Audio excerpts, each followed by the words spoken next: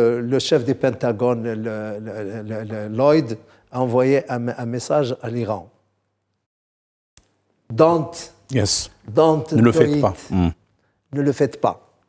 Qu'est-ce qui les empêcherait de le faire? Bon, c'est pas, pas une menace d'un haut gradé américain qui l'empêcherait. Ils ont répondu eux aussi que, attention, là, la situation risque d'être incontrôlable, mais c'est elle qui a les manettes. Si le Hezbollah agit, c'est l'Iran. Si en Syrie il y a une action, c'est l'Iran. Il ne faut pas se le cacher. Si les Houthis continuent encore à envoyer des missiles, c'est l'Iran. Il ne faut pas se le cacher.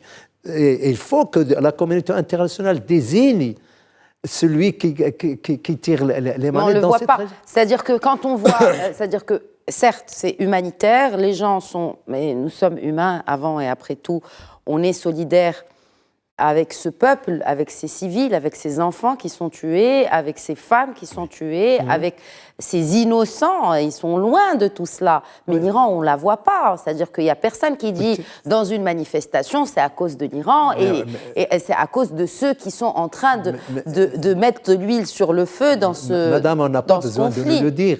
La carte géopolitique de la région est claire. Et si les États-Unis ont fait ce redéploiement et ont mis leurs unités dans ce qu'on appelle en pré-emploi, c'est plutôt dissuasif. Parce que je ne pense pas que les États-Unis s'engageraient directement dans ce conflit, mais c'est quand même... Même si il y a des forces... Enfin, on annonce chaque jour de forces supplémentaires qui seront déployées dans la région, mais c'est dissuasif, selon vous, colonel Saoud. Pour moi, et en l'état actuel des choses, je pense que c'est une action de dissuasion, de vigilance, qui est de nature à faire prendre à l'Iran et à ses alliés de la retenue.